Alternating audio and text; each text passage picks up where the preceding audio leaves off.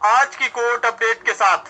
साथियों, आज माननीय उच्च न्यायालय खंडपीठ लखनऊ में हमारे बहुचर्चित 69,000 भर्ती में जो अवैध पासिंग मार्क का जियो है 7 जनवरी का, उसके विरुद्ध एक लंबी बहस हुई।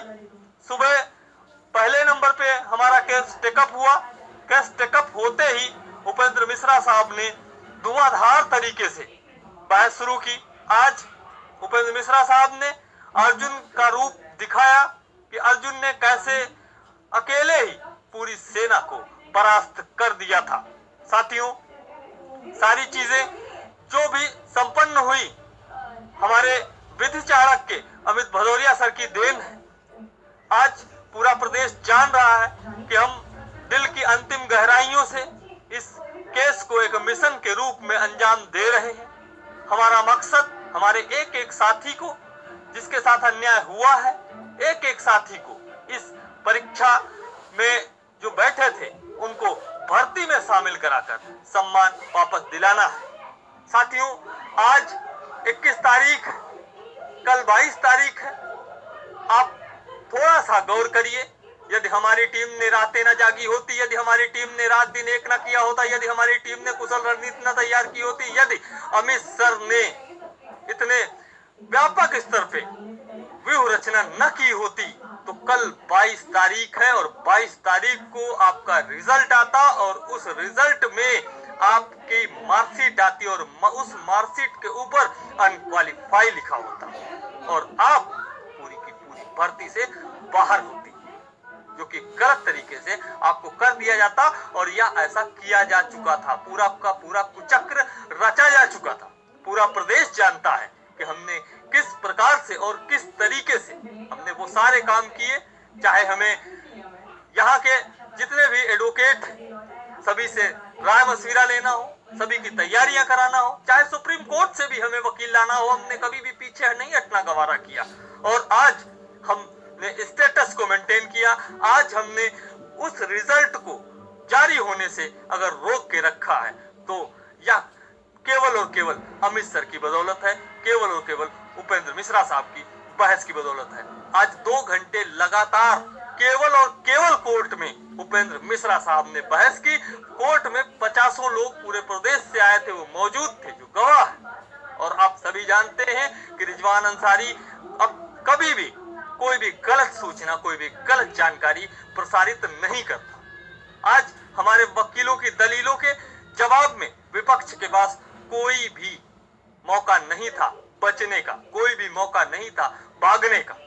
कोर्ट ने स्पष्ट पूछा कि आप क्या चाहते हो, आपने जो अधिकारियों से इंस्ट्रक्शन लिया है, आपके अधिकारी क्या चाहते हैं? भर्ती वास्तव में करना चाहते हैं या इस भर्ती को फंसाना चाहते हैं? सरकार की तरफ से जो अधिवक्ता थे, पूरा पैनल उनका आया हुआ था, उन्होंने बताया कि हम कट ऑफ को डाउन नहीं करना चाहते हैं, हम 90 और 97 का पासिंग मार्क ही रखना चाहते हैं। सरकार इतने पे ही भर्ती करना चाहती है, इसके अतिरिक्त सरकार कुछ और नहीं चाहती है, किसी भी प्रकार से पासिंग मार्क को डाउन नहीं करना चाहती। कोर्ट ने कहा कि आप इनके इन सवालों का जवाब दे दीजिए। सरकार ने तुरंत ही, क्योंकि कोर्ट ने सीधे बोल दिया था कि हम इनके पक्ष में चीजें दे देंगे, इनके पक्ष में फैसला दे देंगे, सरकार ने भागते हुए कोर्ट से रिक्वेस्ट की कि हमें, क्योंकि विधिक प्रक्रिया है, एक विधिक प्रोसेस होता है काउंटर का, हमें अपनी बात रखने का, अपना पक्ष रखने का अवसर दिया जाए, हमें काउंटर फाइल करने का समय दिया जाए। क्योंकि वो समय लंबा मांग रहे थे, हमारे वकीलों के द्वारा जब विरोध किया गया तो कोर्ट ने उनको मात्र 1 सप्ताह का समय ग्रांट किया और हमें भी समय मिल रहा था 1 हफ्ते का, उसके बाद रिजॉइंडर दाखिल करने के लिए। हमने कोर्ट से कहा कि हमें 1 हफ्ते में नहीं, हमारे पास में जो भी चीजें इनकी हैं हम उसी दिन रिजॉइंडर के रूप में अगले दिन दाखिल कर सकते हैं, इसलिए हमें केवल 1 दिन चाहिए इनके सारे काउंटर का इनकाउंटर करने के लिए, इनके काउंटर का जवाब देने के लिए, रिजॉइंडर दाखिल करने के लिए। इसलिए कोर्ट ने 29 तारीख मुकर्रर कर दी हमारी सुनवाई के लिए। 29 तारीख को हमारी बहस होगी और मुझे आशा है कि निर्णायक बहस होगी। साथियों, सोशल मीडिया के ऊपर लगातार देखा जा रहा है। मुझे कई लोगों ने जानकारी दी, क्योंकि हम अभी सोशल मीडिया से दूर हैं, हम अपना काम कर रहे हैं। कई लोगों ने जानकारी दी कि तरह तरह की भ्रामक खबरें फैलाई जा रही हैं। आप उन तमाम भ्रामक खबरों से दूर रहें। हमें राजनीति से मतलब नहीं है, हम कोई संगठन नहीं है, हम मात्र कुछ साथी हैं, विधिक समूह हैं, और उन्हीं साथियों के आपसी सामंजस्य की बदौलत हम समय दर समय, टाइम टू टाइम रिकॉर्ड कायम करते हुए जा रहे हैं। आप सभी जानते हो, पूरा प्रदेश जानता है, मैं ऑन रिकॉर्ड बोल रहा हूं कि हमने चाहे इलाहाबाद, चाहे लखनऊ खंडपीठ हो, चाहे सुप्रीम कोर्ट हो, हमने केवल और केवल जीतना सीखा है। और जीतना केवल संभव होता है आपकी कुशल रणनीति के तहत, आपकी पकड़ के तहत, आपके वकीलों की अच्छी ब्रीफिंग और अच्छी तैयारी के तहत। वकील आप कितना भी बढ़िया खड़ा कर दे, कितना भी बड़ा वकील ले आए, अगर आपने उसकी तैयारी अच्छे से नहीं कराई है तो वो आपका वकील जीरो होता है। और अगर आपने बहुत अच्छी तैयारी करा दी और छोटे वकील से आपने बहस करा ली, तो आपके छोटा वकील बड़े वकील पे भारी पड़ता है। हमने हमेशा छोटे से शुरुआत की, हालांकि इस केस में हमने कहीं से भी रिस्क लेने का मूड नहीं था, हम कहीं से भी हमने रिस्क लेने जैसा कोई रास्ता नहीं छोड़ा। और उसी के तहत उत्तर प्रदेश के टॉप मोस्ट एडवोकेट, जिनके ऊपर जॉली LLB पिक्चर भी बनाई गई थी, जयदीप नारायण माथुर साहब, उनको इंगेज किया। कुछ लोग गए थे उनके पास में कि साहब आप हमारे साथ आ जाइए, विपक्ष के कुछ लोग गए थे, बताया गया माथुर साहब के द्वारा, तो उन्होंने स्पष्ट उनको वहां से भगा दिया, मना कर दिया।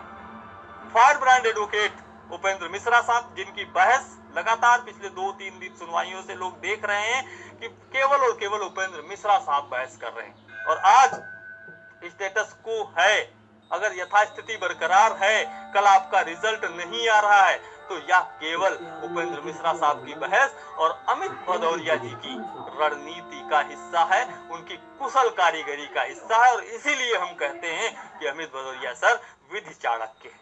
वास्तव में जैसा नाम वैसा काम।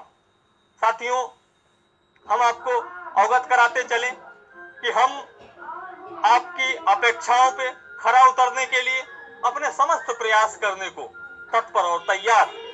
हमें कोई भी वकील लाना पड़े, हमें कोई भी तैयारी करनी पड़े, हम हर संभव तैयारी करने को तैयार हैं। और यहां से लगा के सुप्रीम कोर्ट तक हर वकील को लाने में सक्षम हैं। हमारे सुप्रीम कोर्ट तक के सभी वकीलों से अच्छे ताल्लुकात हैं, अच्छे संबंध। हम उनको यहाँ पे जिस समय आवश्यकता होगी उस समय ला सकते हैं।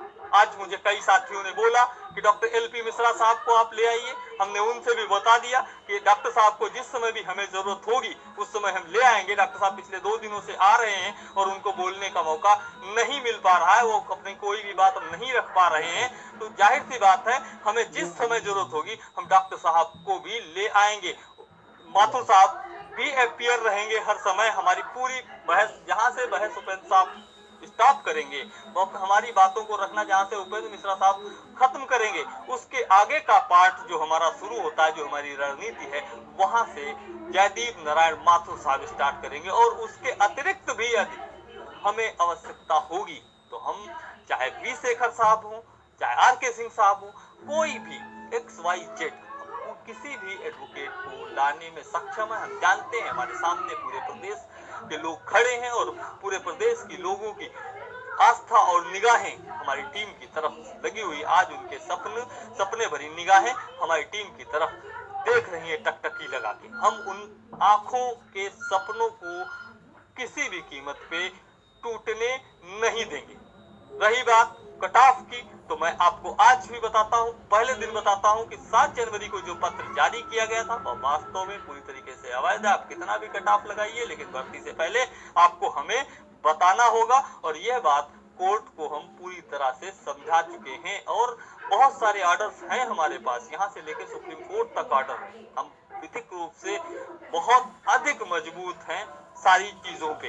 हम एक चीज और बता दें, कई बार नाटकीय घटनाक्रम भी हुआ कोर्ट रूम के अंदर।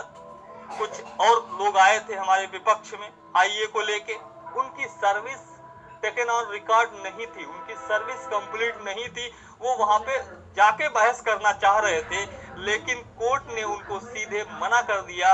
बोला पहले आप रजिस्ट्री में जाइए, रजिस्ट्री में अपनी आईए को फाइल करिए, दाखिल करिए और उसके बाद हमारे अधिवक्ताओं को उसको रिसीव करवाइए। रिसीव करवाने के बाद जब कोई अगली तारीख हो तब आप आ सकते हैं, उससे पहले आपका कोई भी आर्गुमेंट रिकॉर्ड में नहीं लिया जाएगा। एक तरीके से जो लोग आए थे उनको वहां से भगा दिया गया, क्योंकि उन्होंने अभी तक कोई भी किसी भी प्रकार की इम्प्लीमेंट एप्लीकेशन फाइल नहीं की और ना ही हमें कोई भी रिसीविंग हुई। चूंकि leading petition Mohammad Rizwan and other है, तो सबसे पहले जो भी इसमें आईए फाइल करेगा या कुछ भी होगा, काउंटर होगा, तो वो केवल सबसे पहले हमें रिसीव होगा और हमें नहीं रिसीव हुआ। हमारे अधिवक्ताओं ने जैसे उनका विरोध किया, 1 मिनट से ऊपर भी वो लोग नहीं टिक पाए, जो आज डींगे मार रहे हैं सोशल मीडिया के ऊपर कि क्या हुआ क्या नहीं हुआ।